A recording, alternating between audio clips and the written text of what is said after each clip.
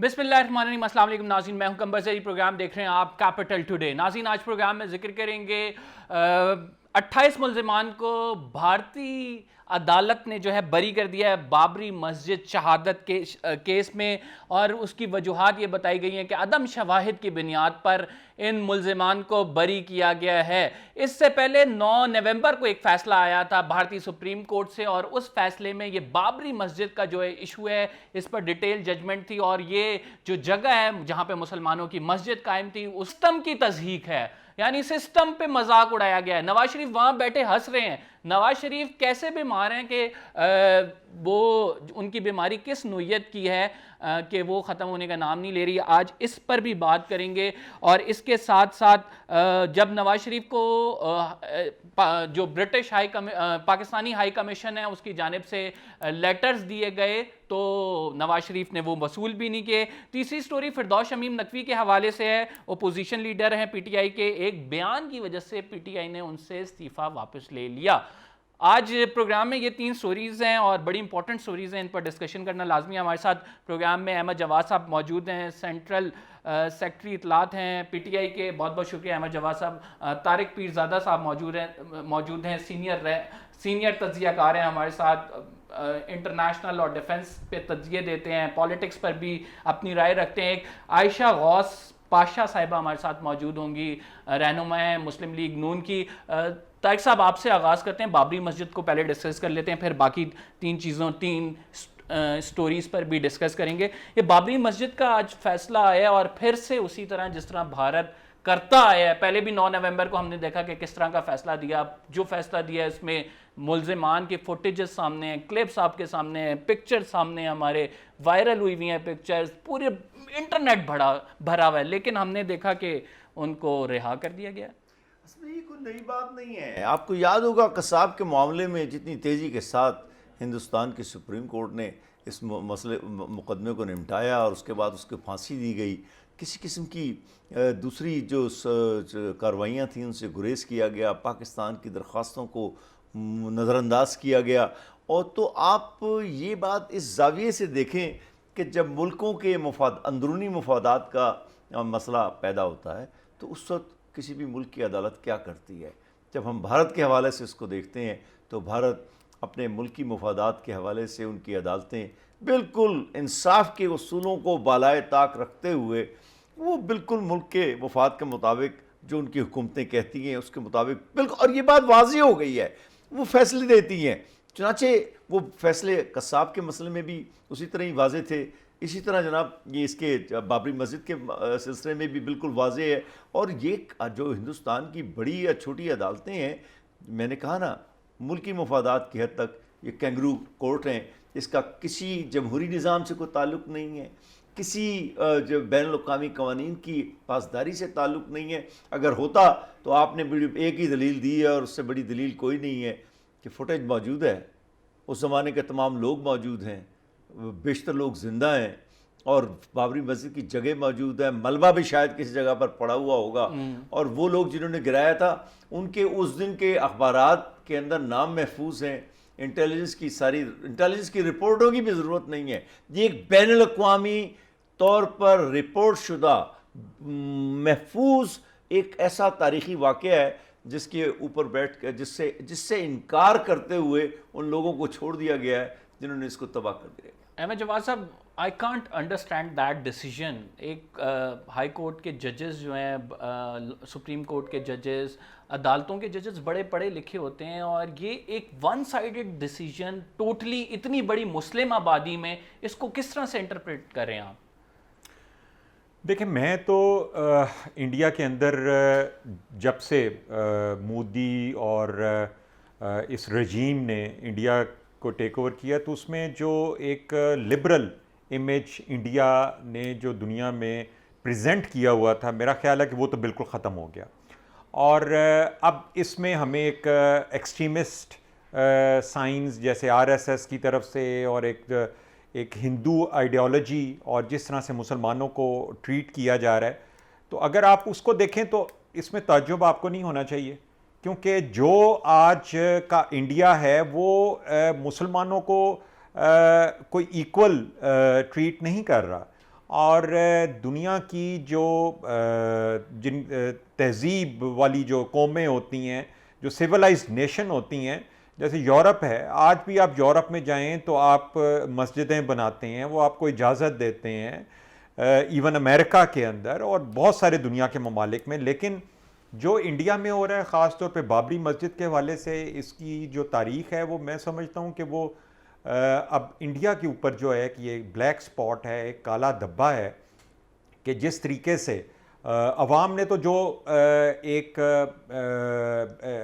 Religiously motivated extremist element जो है, अगर वो एक मॉब की शक्ल में एक मस्जिद के ऊपर चढ़ दौड़ा और उसने उसको गिरा दिया, लेकिन उससे ज़्यादा जो तकलीफ़ दह चीज़ है और जो कि इंडिया के लिए भी मैं समझता हूँ कि एक बहुत मुश्किल है कि किस तरह उसको जस्टिफाई करें, वो ये है कि उनकी अदालतें जो फैसले कर रही हैं उसके ऊपर और उस तारीख के बावजूद, जो कि तारीख जो है रिकॉर्डेड है, मौजूद है, और उसमें जिस तरह के फैसले हो रहे हैं, तो वो आई थिंक रिफ्लेक्ट कर रहे हैं इस वक्त इंडिया की एक आइडियोलॉजी। वो आपको उसके पब्लिक में भी नजर आएगी, गवर्नमेंट में भी नजर आएगी, जुडिशरी के फैसलों में भी नजर आएगी।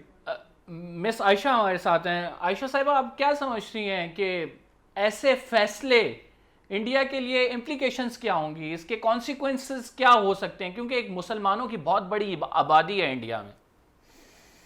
जी बिल्कुल, आपकी बात बिल्कुल वजह है। देखिए, हमें एक बात जहन में रखनी चाहिए कि ये जो सारी इंडिया का नैरेटिव है कि हम सब के दुनिया की सबसे बड़ी हम डेमोक्रेसी हैं और बड़ा सेक्युलर मुल्क है, ये सब एक फार्स है। हकीकत तो सिर्फ ये है कि इंडिया वाहिद मुल्क है जो रिलीजन के बेसिस पे अपना इलेक्शन जीत कर आया है।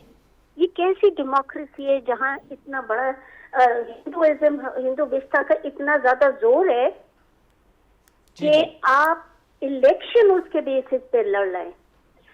तो आपका जो फैसला है अब वो तो उसी से गाइड होगा ना। इसके इम्प्लीकेशन फार रीचिंग है।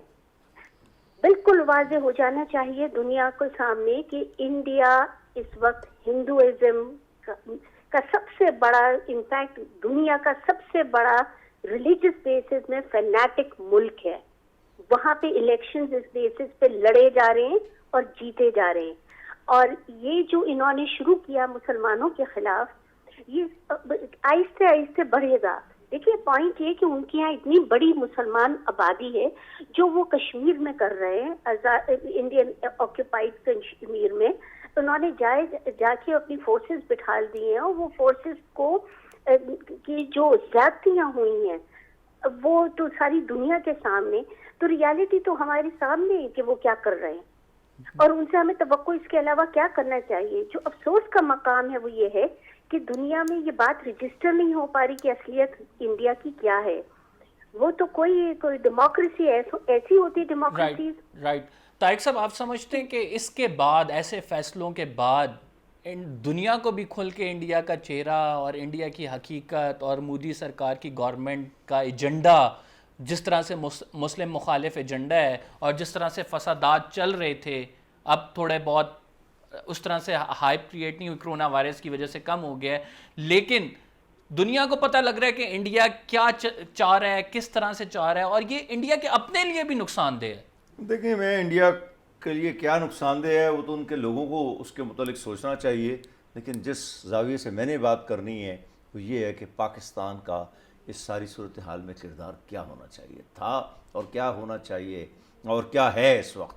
देखिए, पाकिस्तान इस वक्त बिल्कुल, मैं तो नहीं कह रहा कि आप जाकर इंडिया पे हमला कर दें, लेकिन पाकिस्तान को इंडिया के ख़िलाफ़ वाज़ेह पोजीशन इख्तियार करनी पड़ेगी कश्मीर के मसले के ऊपर भी, और अमली पोजीशन। आप खाली यूनाइटेड नेशंस के अंदर 3 सिक्योरिटी काउंसिल के गैर रस्मी इजलास बुलाकर ये नहीं कह सकते कि कश्मीर की करारदादों का हक़ अदा हो गया है। आपको कोई ना कोई ज़मीनी हक़, देखें जो बैनुल-अक़वामी मामलात को समझने वाले लोग हैं वो जानते हैं कि जब ज़मीनी हक़ाइक़ तब्दील होते हैं तो तब दुनिया किसी मसले की तरफ तवज्जो देती है। जब तक कश्मीर के मसले पर, मसलन मकबूजा कश्मीर के मसले पर, जब भारत ने एक ज़मीनी हकीकत को तब्दील किया कि न सिर्फ कब्ज़ा किया बल्कि उसके कवानीन को तब्दील करके, जिस तरह ताज बरतानिया ने पूरे हिंदुस्तान को अपने रियासत में शामिल कर लिया था बरतानिया में, उन्होंने भी यही कर लिया है। आपकी तरफ से उनको किसी बड़े रद्द अमल की तवक्को नहीं थी और वो हमने दिया भी नहीं। अब बात रह गई तकरीरों की, बिल्कुल इमरान खान जिसका मैं बहुत बड़ा हामी रहा हूँ और अब भी बहुत सी पॉलिसियों में साथ देता हूँ, उन्होंने यूनाइटेड नेशंस में बहुत ज़बरदस्त तकरीर की, अब भी तकरीर जो की है बहुत अच्छी है। लेकिन अगर आप बाबरी मस्जिद हो, मकबूजा कश्मीर हो, आपने अमली रद्द अमल देना है और मैं इसके सबूत दे देता हूँ। कल की बात है, आज़रबाईजान के मसले पर तुर्की ने क्या कहा, हम तमाम वसाइल के साथ आज़रबाईजान के साथ खड़े हैं, हम अपने तमाम वसाइल के साथ मकबूजा कश्मीर के साथ नहीं खड़े और ना ही हम हिंदुस्तान के मुसलमानों के साथ खड़े हैं। हम बातें ज़रूर कर रहे हैं लेकिन बातों की बातों से ज़्यादा कोई हैसियत नहीं। ठीक है नाज़रीन, एक छोटा सा ब्रेक लेना है। We will be right back after this short break और नवाज शरीफ के हवाले से डिस्कशन करेंगे।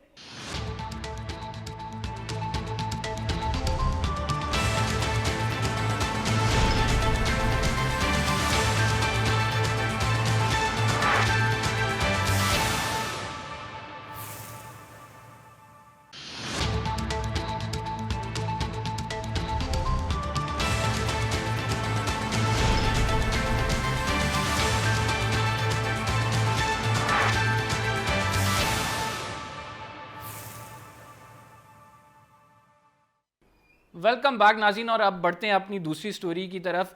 आज अजीज़िया स्टील मिल केस की समाअत हुई और उसमें अदालत ने कहा कि मुजरिम का बाहर चले जाना, मुलजिम का बाहर चले जाना पूरे निज़ाम की तज़हीक है।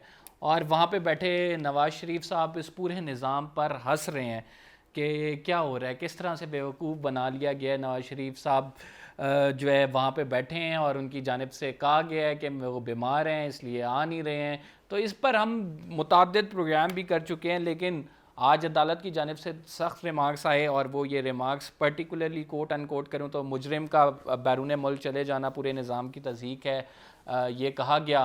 तो PTI से इस पर सवाल ये बनता है कि नवाज शरीफ को लाने की बातें करते हैं लेकिन इसहाक डार साहब को तो ये ला नहीं सकें, तो नवाज शरीफ साहब को किस तरह से लाएंगे ये वापस?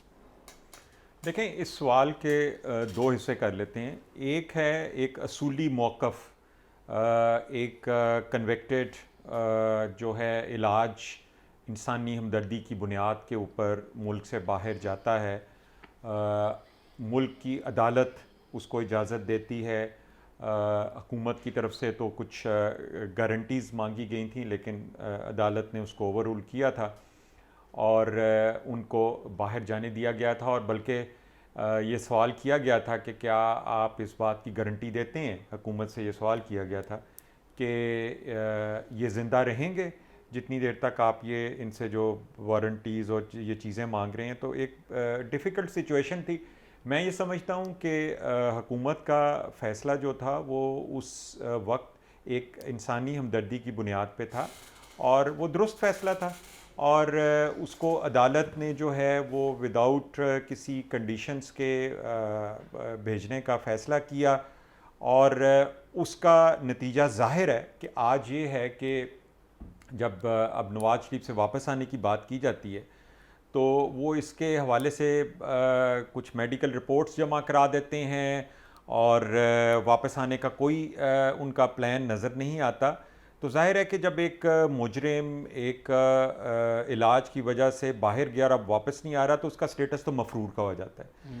तो अब एक मफरूर को के हवाले से भी अदालत ने कार्रवाई शुरू कर दी है उनको और मफरूर एक करार देने के हवाले से। देखें, मफरूर अब बैरून मुल्क है और इंग्लैंड जैसे मुल्क में है। यस, इंग्लैंड से मुजरमों की वापसी जो है वो हमेशा ही एक बड़ा मुश्किल सिचुएशन रही है। ना तो हम कभी अल्ताफ़ हुसैन को वापस ला सके, ना हम इसहाक डार को वापस ला सके, और बल्कि इसके ऊपर एक इंडियन टेलीविज़न में एक प्रोग्राम में एक पूरी हिस्ट्री बयान की गई कि किस तरह से इंग्लैंड जो एक सेफ़ हेवन बन गया उन्हीं कॉलोनीज़ और उन्हीं कंट्रीज़ के लोग जो हैं जहाँ पे वो कभी ब्रिटिश रूल होता था। तो ये सिर्फ पाकिस्तान नहीं है बल्कि इंडिया से भी जो लोग भाग के इंग्लैंड में पहुंच जाते हैं। रखें हम नवाज शरीफ के वापस, मैंने ये नहीं ना कहा आपसे लाने की। नहीं, मैंने ये नहीं कहा। मैं आपको इसलिए मैंने कहा इस सवाल के दो हिस्से कर लें। एक, हुकूमत का असूली मौक़िफ़ क्या है और हुकूमत का फ़ैसला क्या है, और वो ये है कि वो एक मुजरिम हैं, वो एक मफरूर हैं और उसके लिए कानून के तहत जो भी एक्शंस और स्टेप्स लिए जाने चाहिए वो हुकूमत लेगी और उनका आगाज़ भी हो गया। अब इसकी जो एग्जीक्यूशन है उसका कुछ पार्ट जो है वो इंग्लैंड की तरफ है कि वो इसको कैसे हैंडल और ट्रीट करते हैं, तो मैं इसलिए इसको दो हिस्सों में तकसीम कर रहा काउंटी हूँ। कोर्ट ने कहा ये हमारी जिम्मेदारी नहीं है आपके अदालती अहकामात पर जो है अमल दरामद करा। जी मैंने आपसे यही अर्ज़ किया कि एक बैरून मुल्क से जब आपने लेके आना है तो आपका जो दायरा इख्तियार है आपने अपने दायरा इख्तियार के मुताबिक काम करना है ना। आप उनके दायरा इख्तियार के बारे में कुछ प्रेडिक्ट करना या उस पर कहना आई थिंक वो बनता नहीं है। तारिक साहब, बज़ाहिर नवाज शरीफ साहब जो है सेहतमंद लगते हैं, लेकिन जब वापस आने की बारी होती है तो वो कहते हैं मैं बीमार हूँ, लेकिन जब इंग्लैंड में बैठ के सियासत की बारी होती है, पार्टी की खिताब है, तो कहते हैं मैं बिल्कुल दुरुस्त हूँ। तो ये क्या चल रहा है? अच्छा, जो मैंने तजिया किया है नवाज शरीफ के पिछले दिनों के बयानात का, बड़े गौर से देखा है, उसमें कहीं भी उसने ये पोजीशन नहीं इख्तियार की कि मैं बीमार हूँ। मसलन उसने 54 मिनट की जो तकरीर फ़ौज के ख़िलाफ़ की थी और पाकिस्तान की और वज़ीर आज़म के ख़िलाफ़, वो तो उसे क्या कहते हैं बड़ी नंगी तकरीर थी। और एक बहुत ज़्यादा सेहतमंद आदमी भी 54 मिनट तक जब तकरीर करता है ना, या मैं जब 54 मिनट का इंडिया के चैनल्स पे प्रोग्राम करता हूँ या आपके साथ करता हूँ, तो उसके बाद मुझ में तवानाई नहीं होती मज़ीद किसी दूसरे प्रोग्राम को करने की। लेकिन नवाज शरीफ 54वें मिनट तक नहत धड़ल्ले से, नहत तवानाई से, नहत जुर्रत और बड़ी दीदा दलेरी से और बरहनगी ज़ुबान से वो ये बात करता रहा कि जनाब ये तो असल में इनको लाया गया था और मालूम ही नहीं हो रहा था ये वही प्लेटलेट्स का शिकार की कमी का शिकार कोई वज़ीर आज़म है जिसके मुतालिक 50 चैनल पाकिस्तान के और पाकिस्तान की नून लीग और पीपल्स पार्टी और ख़ुद बल्कि पीटीआई के लोग और डॉक्टर यास्मीन जिनका मैं बहुत एहतराम करता हूँ, वो भी कहने लगी हाँ हाँ वो वाकई बहुत संजीदा। यार बात सुने, क्या पाकिस्तान के तमाम मुजरिमों को वो हक हासिल था जो वो हक हासिल है जो नवाज शरीफ को दिया गया? पहली तो बात ये थी, ये वो बात है जो वज़ीर आज़म ने असल में कही थी शुरू में कि क्या बाकी लोगों को भी छोड़ दें, लेकिन उसके बाद वज़ीर आज़म अपनी पोजीशन पे कायम नहीं रहे और हालात की रौ में बहते हुए उन्होंने भी वो फैसला किया जो बज़ाहिर तो इंसानियत के तकाज़ों के करीब था, लेकिन आप मुजरिमों के साथ उस अखलाकियात की किताबों के मुताबिक तो फैसले नहीं करते, कानून की किताबों के मुताबिक फ़ैसले करते हैं। उसको दूसरी बात जो अभी हमारे साथी जवाद साहब ने जिक्र किया, एक बात तो कही गई थी हुकूमत की तरफ से कि जनाब इनसे 7 अरब रुपए का एक मुचलका लिया जाए। मेरा ख्याल है वही रकम थी, मेरी इस्लाह कर दें अगर। जी 7 अरब, फवाद ने भी इसका जिक्र किया है, बिल्कुल, लेकिन अदालत ने उसको भी तस्लीम नहीं किया। Stamp paper. तीसरी बात, अदालत ने जो दबाव उस पर डाला था, ये हुकूमत की जो गलती है वो अब तो अपनी तरफ है कि वो हालात के दबाव में आए और उन्होंने जाने दिया। फिर अदालतों ने इस बात पर इसरार किया कि हुकूमत ज़मानत दे, जैसे कि अभी जिक्र भी वो हुकूमत कैसी ज़मानत दे सकती है किसी मुजरिम की ज़िंदगी की, अगर उसको वो यहाँ रखना चाह रही है कि इसका मुकदमा भी हो और यहीं इलाज भी हो। चाहे वक्त ने साबित किया, अदालतें अब बार बार कह रही हैं और इन्हीं बुनियाद पर नवाज शरीफ के ख़िलाफ़ तमाम अहकाम जारी हो रहे हैं कि वो अदालतों से झूठ बोल कर गया है अब यहाँ से। अगर वो बीमार होता तो वो 54 मिनट की तकरीर सेहतमंद आदमी के लिए भी बहुत मुश्किल होती है। और दूसरी बात फिर मैं दोहराऊंगा, नवाज शरीफ अपने किसी बयान में ये नहीं कह रहा कि मैं कोई बीमार आदमी हूँ। ये बात वो है जो मैं एक कानून के छोटे से तालिब इल्म और वकील की हैसियत से मैंने जो उसके बयान में दिए, और अगर किसी बयान में कहा है तो मेरी नज़र से नहीं गुजरा। जवाद साहब, मुझे ये बताएं कि शहबाज शरीफ साहब ने उनके बिहाफ पे बॉन्ड भरा था और कहा था मैं गारंटी देता हूँ, तो अब नवाज शरीफ साहब गायब हैं, अदालत से अहकामात आ रहे हैं, अदालत से रिमार्क्स आ रहे हैं कि भाई वो मुलजिम हम देख रहे हैं कि वो तो बैठा हुआ है सही तरह और वो इस पूरे निज़ाम की तज़हीक का बाइस बन रहा है। अब तो जिम्मेदारी ये बनती है पीटीआई की कि जिस शख्स ने गारंटी दी थी उसके खिलाफ कानूनी कार्रवाई इख्तियार की जाए। आप इससे कतई नज़र कि वो नैब में एक और रेफरेंस में गिरफ्तार हैं, लेकिन उनके खिलाफ कानूनी चाराजोई तो आपकी जानिब से तो होनी चाहिए ना। देखें, अगर आप उस हलफनामे को या उस गारंटी ज़मानतनामा जो है उसको अगर आप रीड करें तो उसके अंदर जो कि अदालत को पेश किया गया वो हुकूमत को नहीं पेश किया गया, वो अदालत की रिक्वायरमेंट पे अदालत को पेश किया गया।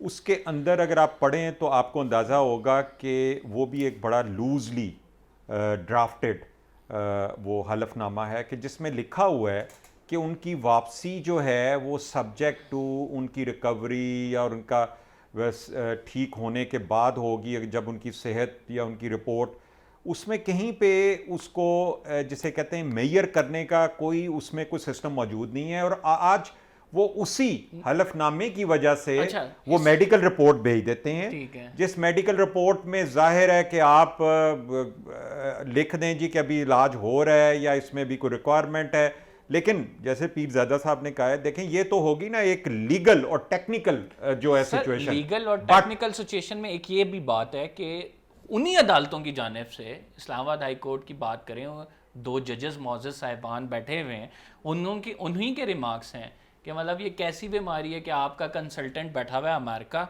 और आप बैठे हुए हैं यूके और आपने अभी तक सर्जरी नहीं कराई है।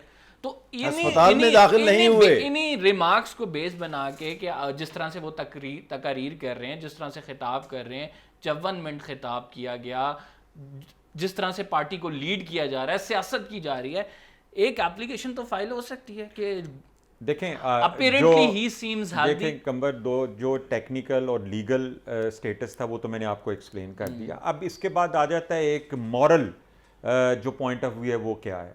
वो मॉरल पॉइंट ऑफ व्यू में ठीक है, आप ये कह सकते हैं कि एक शख्स जो है वो अपनी बीमारी का बहाना करके, बहाने का लफ्ज़ हम इसलिए इस्तेमाल कर रहे हैं कि अब वो वहाँ पे बिल्कुल ठीक नज़र आते हैं, बल्कि जब यहाँ से पाकिस्तान से गए थे तो उस वक्त ही लोगों ने कहना शुरू कर दिया था कि वो जितनी तेज़ी से वो सीढ़ियाँ चढ़ के गए, और फिर उसके बाद भी जो वहाँ से हमें रिपोर्ट्स आती रहीं, कोई मुख्तलिफ फ़ोटोग्राफ्स और उनका फिरना, उनका कैफ़ेज़ में बैठे होना, ये सारी चीज़ें आ रही थी। देखें इसका ताल्लुक़ तो जो है एक मॉरल पॉइंट ऑफ व्यू से जाता है कि आप इखलाकी तौर पे आप अपने मुल्क के कानून की आंखों में धूल झोंक के आप एक ऐसे प्रिटेक्स्ट के ऊपर, बीमारी के ऊपर गए जो कि फिर अब जो सूरत देखते हैं वो एग्जिस्ट नहीं करती, लेकिन जो उसका लीगल और टेक्निकल बैकग्राउंड है वो मैं आपको एक्सप्लेन बिल्कुल। ब्रेक पे जाते हैं, हम इस ब्रेक से जब वापस आएंगे तो एक और स्टोरी डिस्कस करेंगे, आप कहीं मत जाइएगा।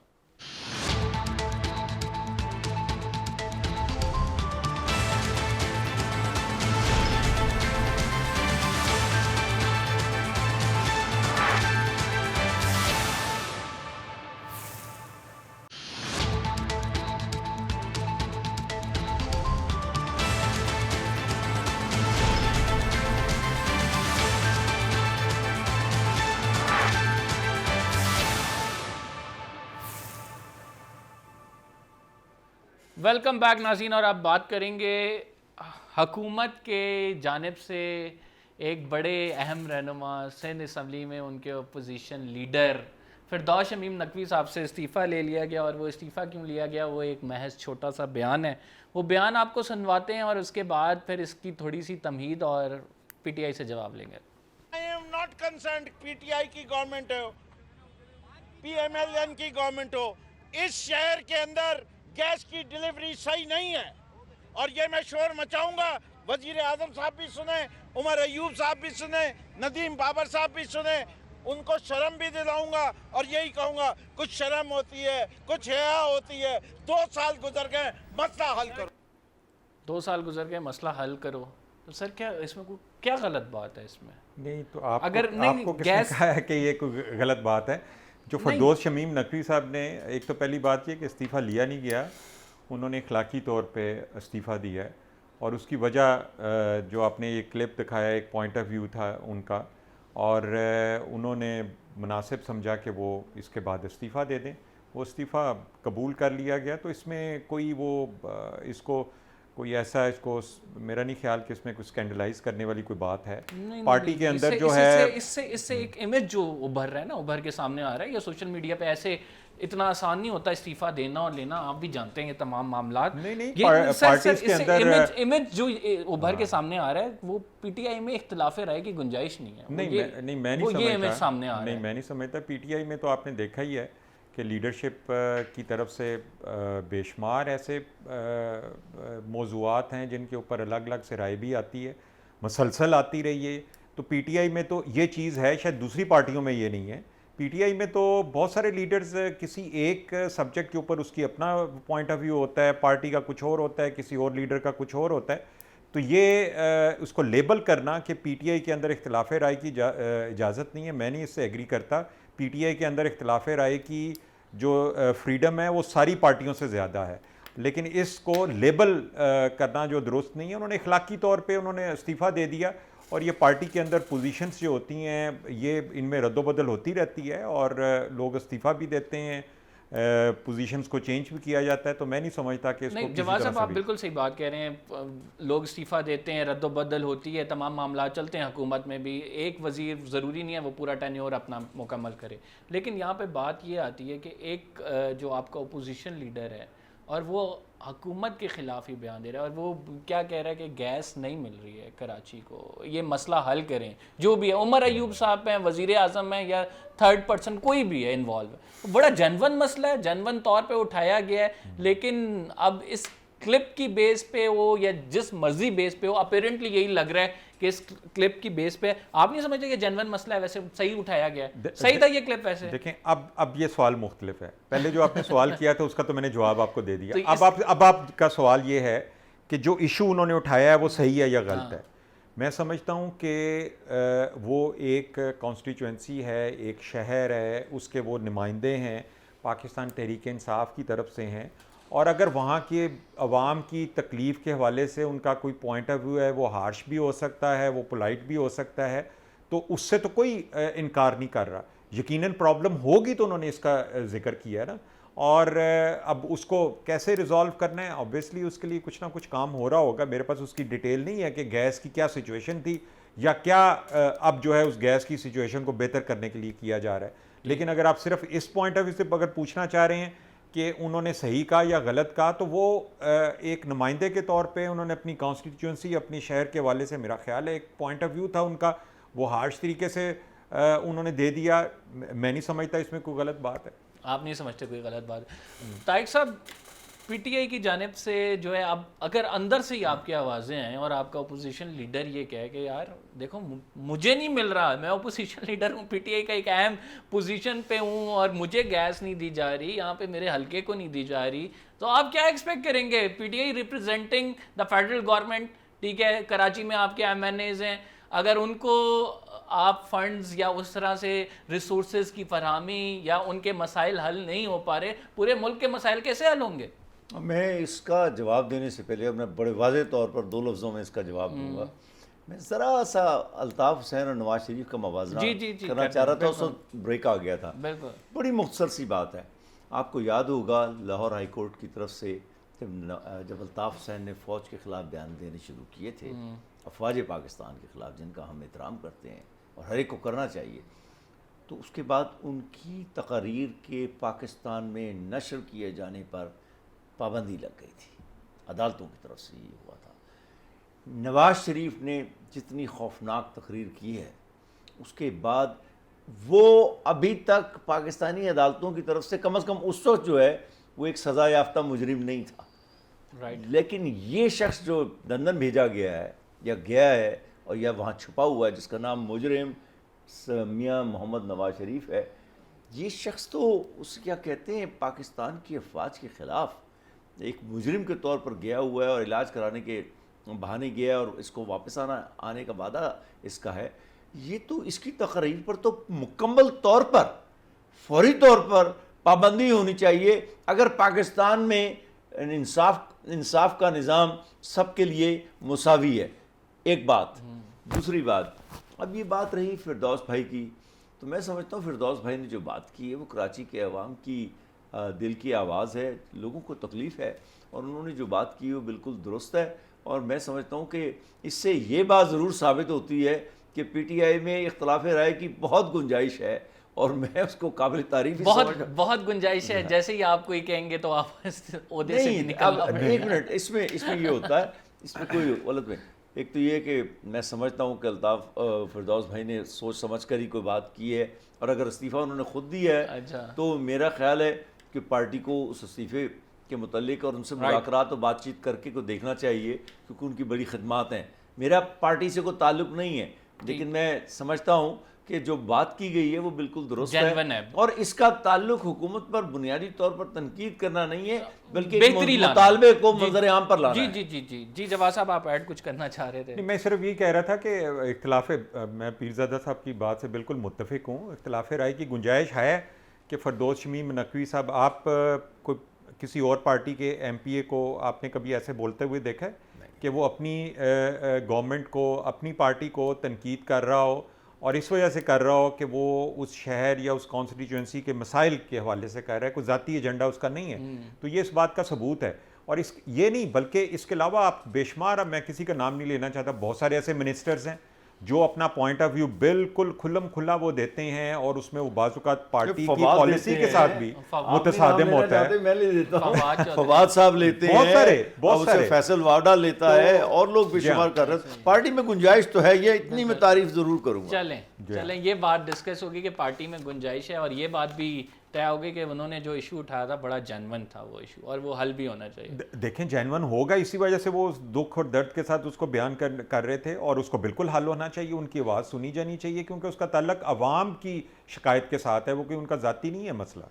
बल्कि आखिरी बात ये कहता चलूँ और उनके हक में कि इससे बल्कि पार्टी की बेहतरी मकसूद है कि जो पार्टी में ऐसी कोई आवाज़ें आएंगी, मसाइल हल होंगे और पार्टी का नेकनामी इससे कमाई जाएगी। सर, कोई नया बना रहे हैं, कोई नया नाम सामने है? कौन अपोजिशन लीडर बनेगा? अगर है तो नहीं, अभी देखें, अभी मुनासिब नहीं होगा बताना, मुनासिब नहीं होगा। नाज़रीन, हम या इसको प्रोग्राम कमेंट के करना। इख्तिताम की तरफ चलते हैं। दोनों मोअज़्ज़ज़ मेहमान गिरामी का बहुत बहुत शुक्रिया। नाज़रीन, आपके सामने कल हाज़िर खिदमत होंगे नए टॉपिक के साथ।